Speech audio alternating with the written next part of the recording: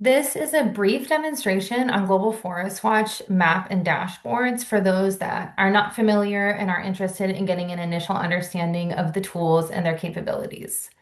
GFW provides an integrated, openly accessible suite of tools designed to enable experts and non-experts alike to access information about forest change to mobilize action.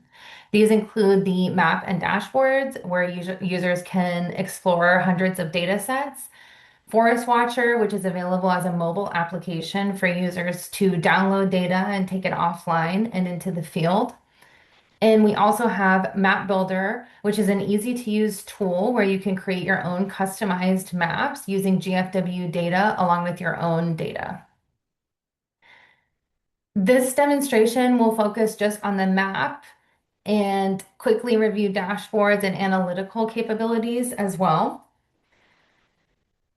Get to the map, you just click on this map button at globalforestwatch.org and it will take you to this screen.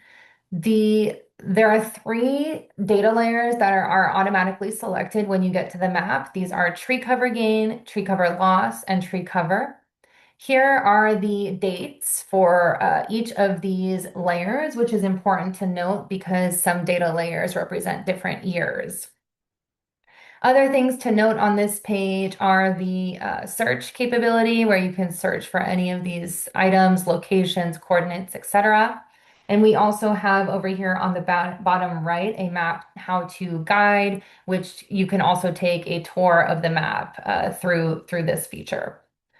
Other things to note in the data layers are this eye icon provides you information on the metadata, and this includes the source, update frequency, cautions, etc. So this is a really important resource to explore and understand the data better.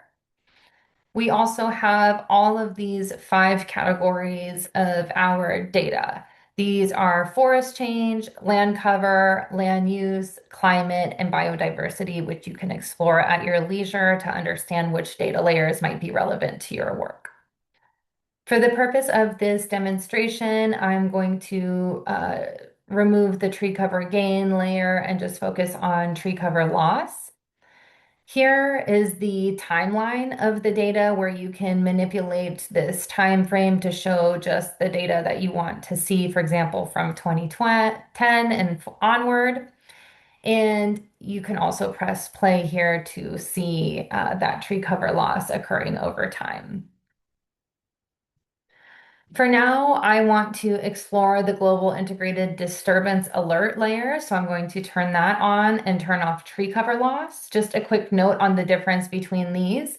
Tree cover loss, as it explains here in the metadata, is updated annually, whereas the global integrated disturbance alerts are updated at the frequency of these various satellite systems, 8 days for GLAD-L, etc.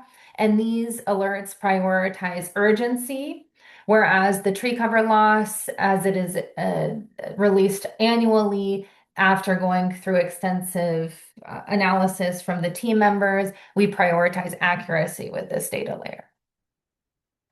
So this data layer, formerly known as the integrated deforestation alerts, has some updates. We have now included these global disturbance alerts, which captures all vegetation types, not just trees, which we define as over 5 meters. So that is a new feature of these disturbance alerts that have made them more comprehensive and cover more of the globe.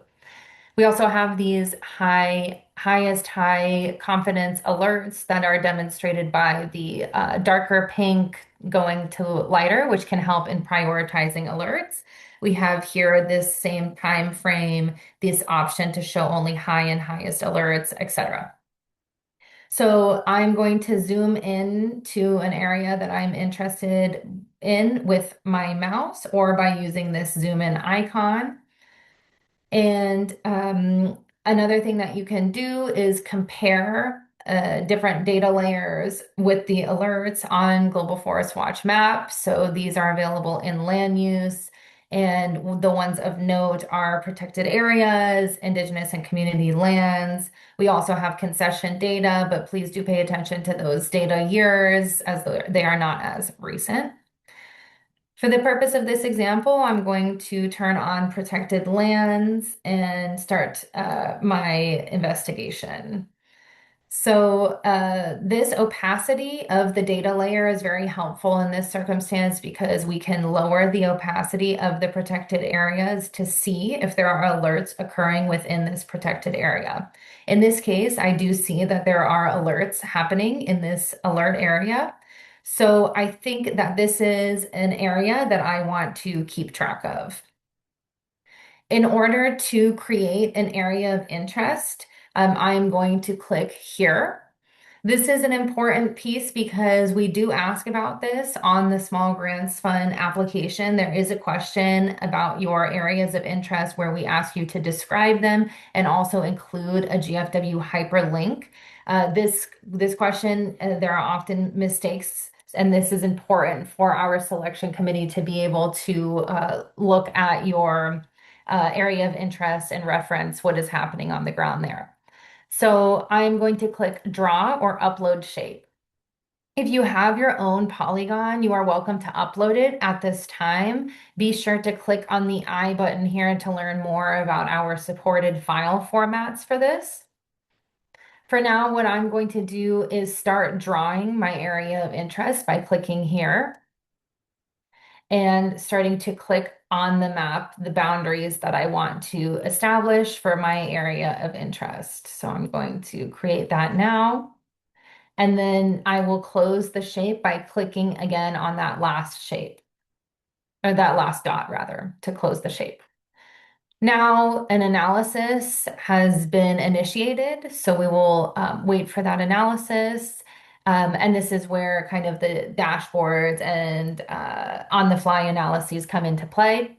So here we have a brief overview and summary of this area, more details about it. And this analysis will be generated with whatever data sets you had turned on when you click on the analysis. So in this case, I had the alerts turned on, so it's going to give me an overview of those alerts. Now, there are two ways that you can create the shareable hyperlink from here. One is by clicking here and sharing the analysis, which will make this area available to anybody that clicks on it. Or you can save it to my GFW, which is a great way to also subscribe to email notifications of alerts. So I'm going to do that now.